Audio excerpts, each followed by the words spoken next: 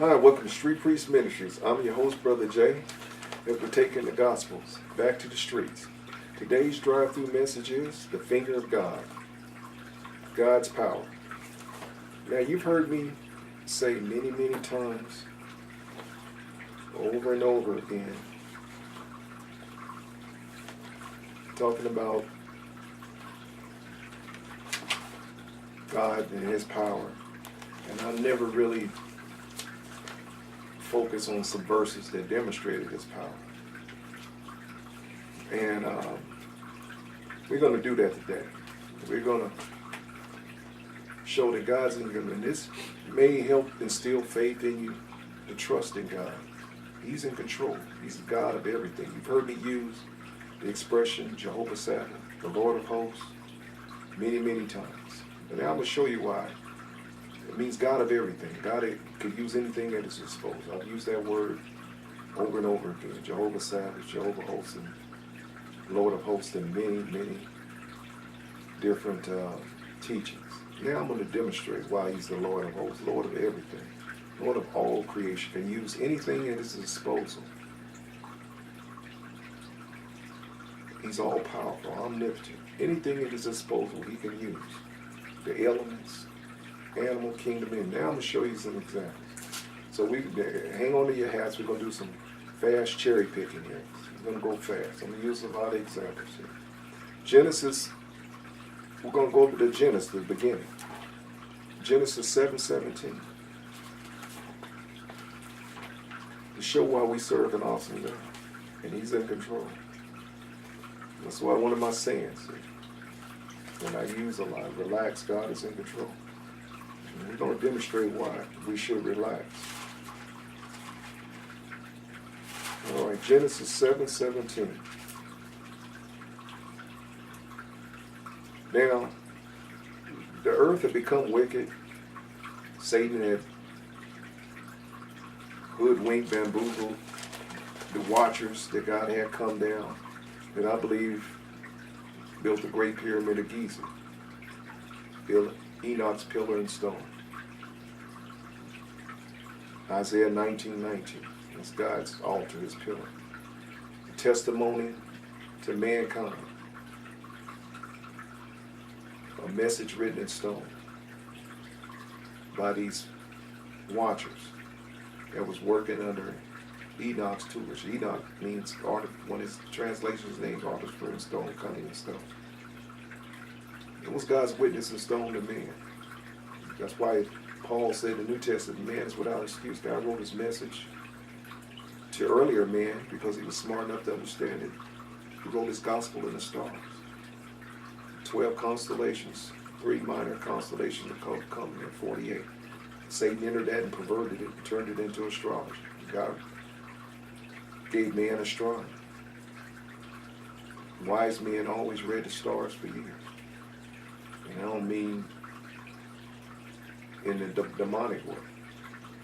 God's way. Satan entered in and perverted the message in stone. You got people running around claiming the pyramid. He perverted that. One of his names is the perverse one. That was God's message to man in stone. Written in language, geometrical language. You had a lot of mathematics, pi included in the pyramid. But God wrote His message in that great pyramid. And if you was a follower, it had a prophetic timeline as well. And told the events of man, the increase in knowledge of man all the way up until the Christ age, which represents the King's Chamber. I'm not going to get into that. Just telling you. God built that I'm talking about the Great Pyramid of Giza, not the copycats. That's why Beckman Industries couldn't build it. It's aligned with True North. We can go on and on. You got blocks, weighing 30 tons, cut with precision, fitted perfectly where even modern optical instruments can go in between. Glue, they scratching their head now, can't figure out the type of supernatural glue that was used to glue those stones, cement those stones with perfect texture and precision. God built that pyramid. These watchers helped. And they came, like any construction crew, they seen how beautiful the women was. They came enamored with them. You know how you women walk by a construction site and see the men whistle, wolf whistling. You know, same thing with these guys. And they failed. And Satan, I'm sure, helped them out. So the earth became very wicked and violent because they taught men sorcery. They didn't want to introduce men to all the knowledge God didn't want man to have. They taught them war and everything. Get my teaching on the book of Enoch. The book of Enoch, Brother Jay Reeves. I taught all what they taught.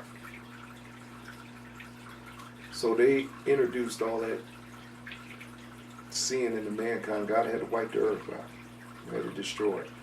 And they made it with the women who produced bastards. They became Nephilim, means fallen ones, the angels, the watchers.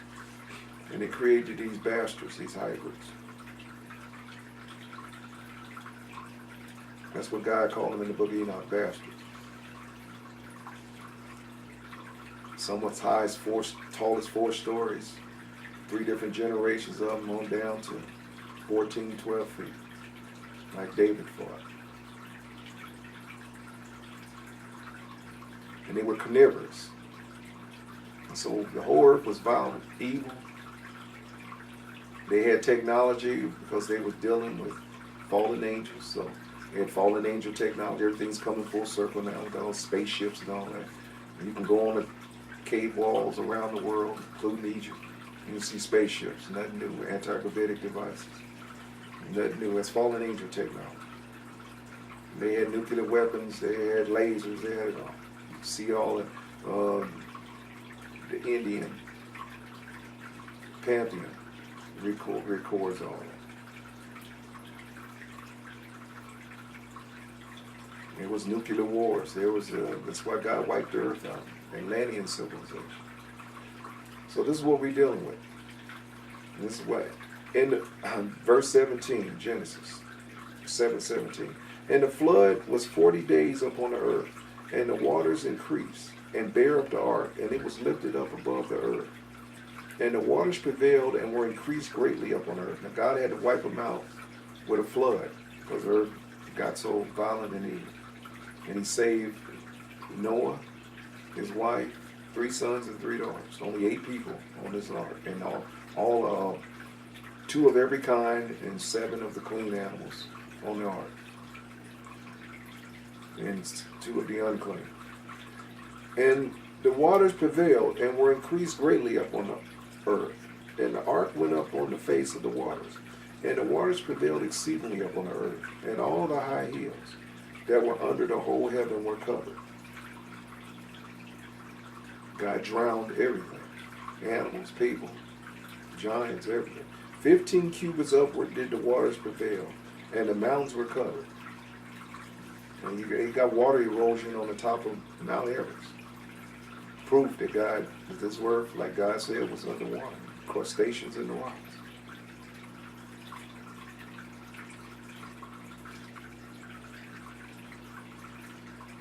They discovered water erosion on the pyramid and the Sphinx.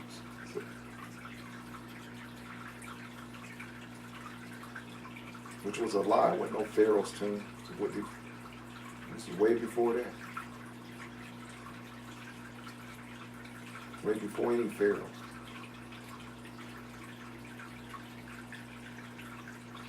And all flesh died that moved upon the earth, both fowl and of cattle and of beasts, and every creeping thing that creepeth upon the earth, and every man.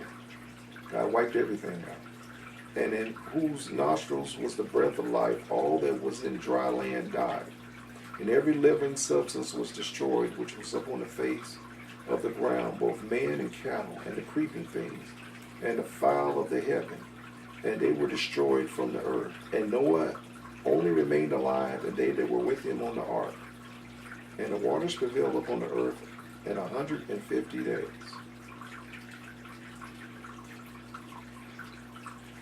All right. So God just demonstrated, Jehovah Sabbath, Lord of hosts, that he's Lord of water. He wiped the whole earth out with it. So we got that point. Let's go to Genesis. Still in Genesis. Genesis 19:24. Genesis 19:24. So now we understand God can use water at his disposal to wipe you out, if he needs to.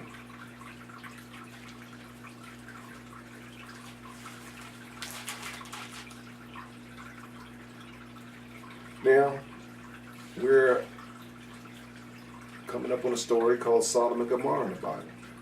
A guy named Ron Wyatt, God's archaeologist scientist, had discovered Sodom and Gomorrah, which is where the Dead Sea is over in southern Judea, Israel. And discovered the cities that were burned just like God said. It was like a nuclear fire.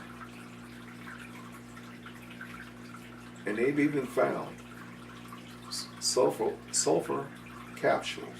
Sulfur capsules that God said rain. They were little capsules, like about that size. About this size here. Little capsules.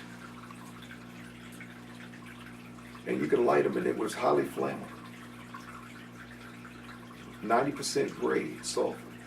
Now even the best volcanoes produce like 45% sulfur. So this grade of sulfur was heavenly sulfur. And it said very clearly God rained these capsules down and the fire just created firestorms. So just imagine, in great intense heat, with more fuel being poured on, it melted the stone structures. It turned the city to ashes.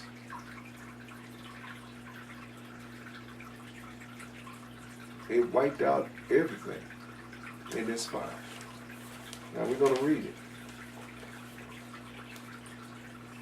All right, 1924, Genesis. Then the Lord rained upon Sodom and Gomorrah brimstone and fire from the Lord out of heaven, and he overthrew those cities. Now this is about the size, if you guys know anything about. I live in the United States. You know anything about California? He wiped out about the metropolis of Los Angeles County and Orange County combined. It's about the scope of these cities of Sodom and Gomorrah. These are great cities. This is what he wiped out. And he overthrew those cities in the plain and all the inhabitants of the cities. Then the Lord, let me start back at 24. Then the Lord rained upon Sodom and Gomorrah brimstone and fire. And from the Lord out of heaven. This was heavenly sulfur. I mean, we're talking about the creator of hell here. So you guys already proved he's an expert in fire. And he overthrew those cities and all the plain, and all the inhabitants of the cities, and that which grew up on the ground. Now this was very fertile land. This is where greedy Lot chose to go. And he told Abraham, you choose, I'm choosing this. So he took the watered valleys of the plains of Sodom and Gomorrah. It's very fertile land. They discovered that too. Everything God said was true. God had turned into a ash heap and a salt mine.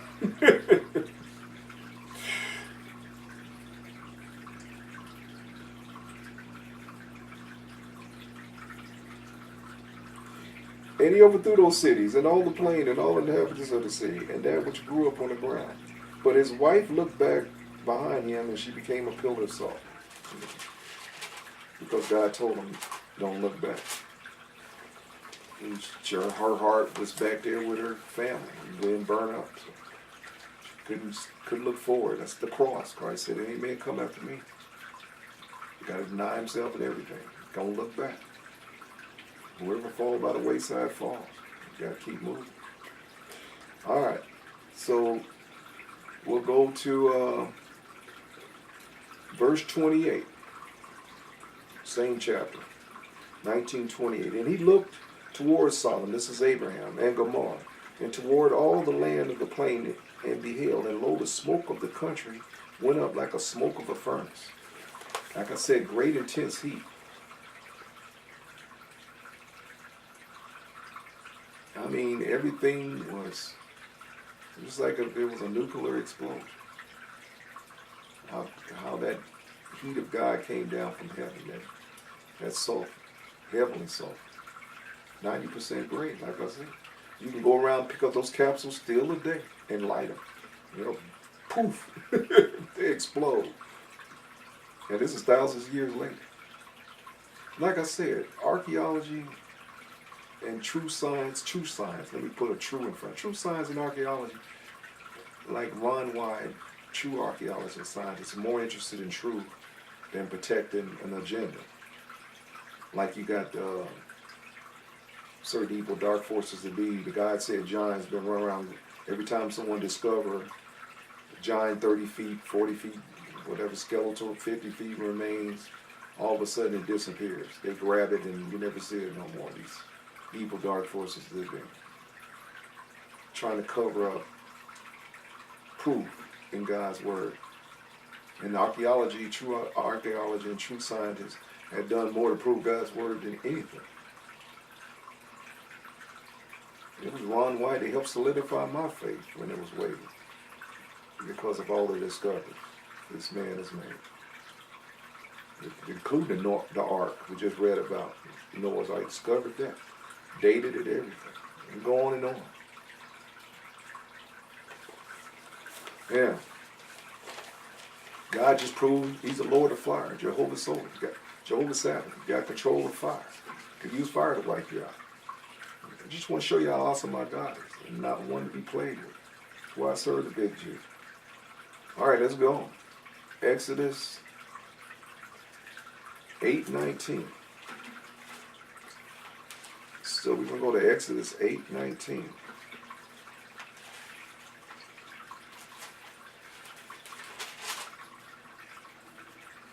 Exodus 8:19. Now, God is dealing with Egypt. It's the descendants of Israel, Jacob, went down there, became slaves. God prophesied it through Abraham that his descendants would go down there and be slaves for 400 years, or actually 100 years. They were in slavery, but 300 years they had ruled. Then they were going to become slaves to a Pharaoh that didn't recognize them. And cruel slavery at that in bondage. And God was going to raise up the deliverer, which was Moses. God kept his word, dotted his I's, crossed his T's. And here Moses is dealing with old Pharaoh. And Moses was trained to be Pharaoh. He was raised in Pharaoh's court, so he knew all the tricks. Just like God raised up President Trump, he knew all the tricks. He comes from their neck of the woods. So you can't pull nothing on him. Same with Moses. He would have been the next Pharaoh. But he renounced it to become a servant. It was like our president could have just retired and lived off of his billions. But he chose to be a servant and not even getting paid for the job. Peanuts anyway, compared to what he's worth. Well, same with Moses. All right, so verse 17, and they did so, for Aaron stretched out his hand. Now they put on the show for the magicians. Magicians up to this point, they went toe-to-toe with Moses. Duplicated every miracle God showed Moses, they duplicated with their sorcery. Up until this point here, that's where we read. And he did so, for Aaron stretched out his hand with his rod and smote the dust of the earth, and it became lice in men and in beasts, and all the dust of the land of Egypt. And the lice would drive you crazy. Itchville, USA. And the magicians did so with their enchantments to bring forth lice, but they could not. Like I said, they were going toe-to-toe up to this point. They couldn't, this was it. This was a dropping off point here. So their lights was up on man and up on beast. Then the magician said unto Pharaoh, this is the finger of God. That's what we got the title from. This is the finger of God. This is God's power here. You're dealing with God. The devil only could get us so far here. This is it. We done hit the wall here. Dead end. Then the magician said unto Pharaoh, this is the finger of God. And Pharaoh's heart was hardened, because God hardened it. He said he would. And he hardened it not unto them as the Lord had said. Now, these are the plagues. There were 10 plagues. I'm just going to, like I said, I'm moving 70 lead boots. These are the 10 plagues God caused on Egypt. He caused, first plague was to turn the water to blood. The second, frogs. Now, if any of you ever been in a swamp or where there's frogs, like I have, they're a noisy bunch. So imagine millions of frogs. Rabbit, rabbit, rabbit, and all of them going at the same time. That drive you crazy just that alone. And frogs are nasty.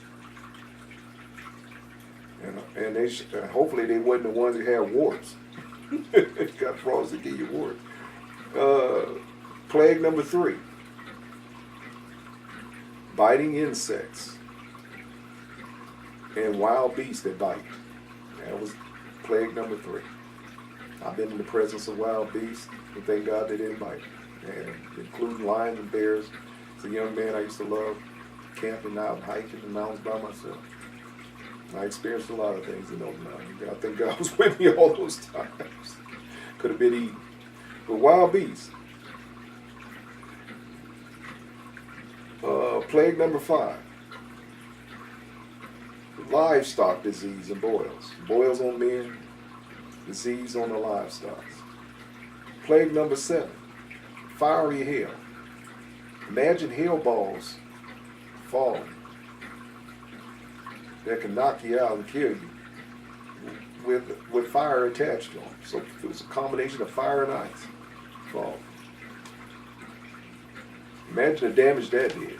I mean, these were giant baseball size of a baseball. Hail fall. Did a lot of damage. Destroyed a lot of things. Burnt up some things too as well. Talked about the Lord of hosts, Jehovah Sabbath. All right, plague number 8. Locusts. Now locusts are greedy. A bunch of grasshoppers getting together, gonna eat up everything. They ate up everything green. The trees, everything green. All the wheat, the corn, everything had to go. They aren't playing, locusts. Plague number 9, darkness. Now this was the kind of darkness that God showed me in the out-of-body experience. I went to hell. I didn't talk about it and get hell, you realize the video. But this is the kind of darkness that's unearthly, unnatural. So I can imagine. It's a darkness that's just where you can cut it with a knife and so thick. No light whatsoever. That's the kind of darkness they experience. That hellish darkness, I call it.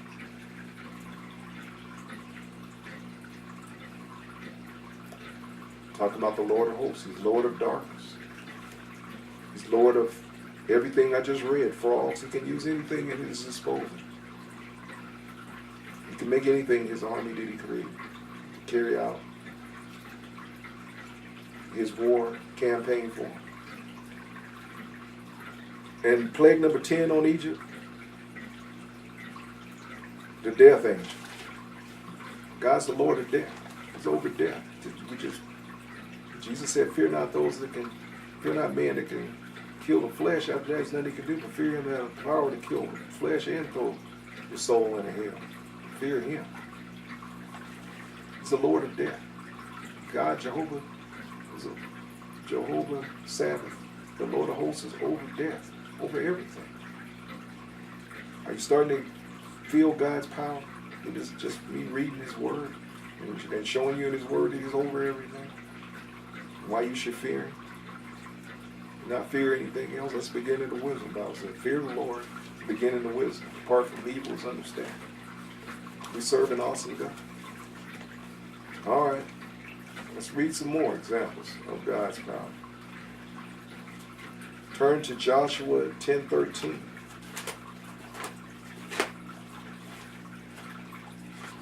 Joshua 10:13. Oh, wait a minute. Before you go to before you go to Joshua, I'm sorry. Let me finish up in Exodus. There's one more verse I need to do. Sorry about that. 13:21.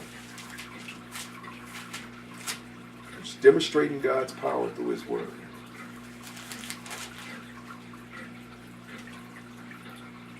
(13:21). And the Lord went before them by. No, let's move over to 14. Okay. 14:21. I'm sorry. My bad. And Moses stretched out his hand over the sea, and the Lord caused the sea to go back by the strong east wind all that night. When I'm talking the Red Sea. Now go look at the sea. You can look at the Red Sea on the map.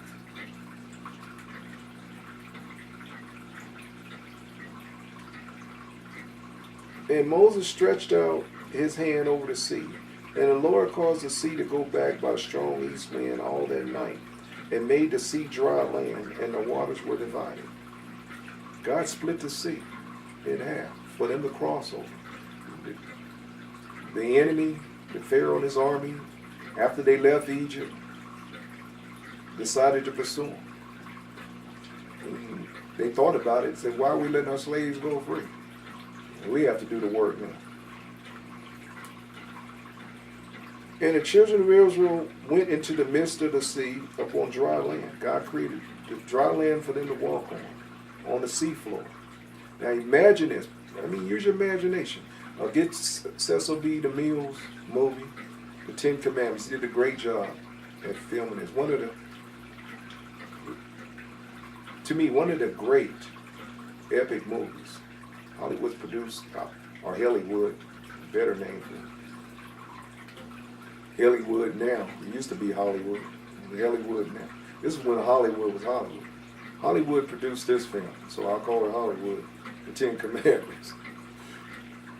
And he did, Cecil B. DeMille did a great job at that movie. It's often some of his history, but for his duplicating the miracles and everything, he was fairly accurate. Now, the other great movie, Passion of the Christ, that Hollywood produced when they were Hollywood. Two great movies that are both biblical-based movies, Judeo-Christian movies, that I give praise and accolades to Hollywood for. Now the rest of the garbage sense, call it Hollywood. They're pitching the other guy, which I don't like, the enemy. All the movies are glorifying the enemy. That's why it's Hollywood. Now,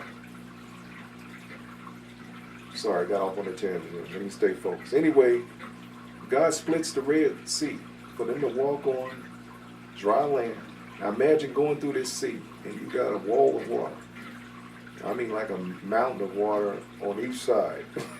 So I can imagine they practically jogged, ran at a fast pace to get on the other side.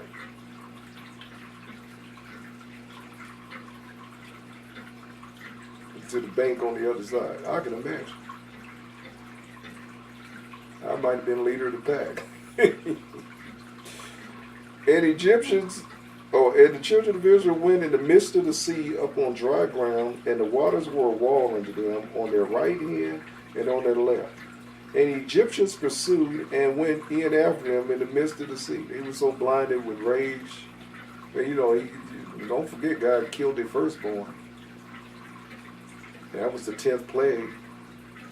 He killed their firstborn, wiped them out. That was plague number 10.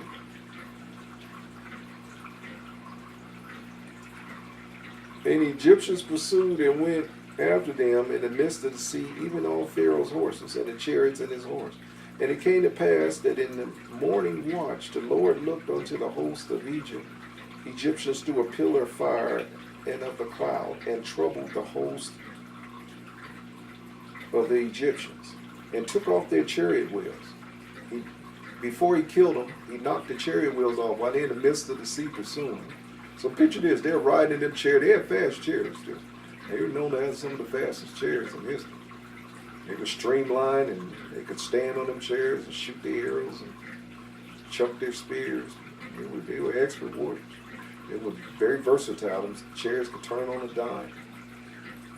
So they're in these fast moving chariots and the wheels come off. God knocked the wheels off. So that's when they realized they're in trouble. And he took off their chariot wheels and drave them heavily, so that the Egyptians said, let us flee from the face of Israel, for the Lord fighteth for them against the Egyptians. They figured it out. The Lord of hosts is fighting. Jehovah said, he's fighting up the battle for him.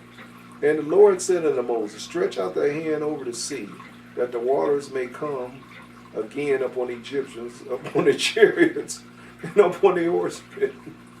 And by the way, let me finish reading. And Moses stretched forth his hand over the sea, and the sea returned to its strength. So the sea closed back up.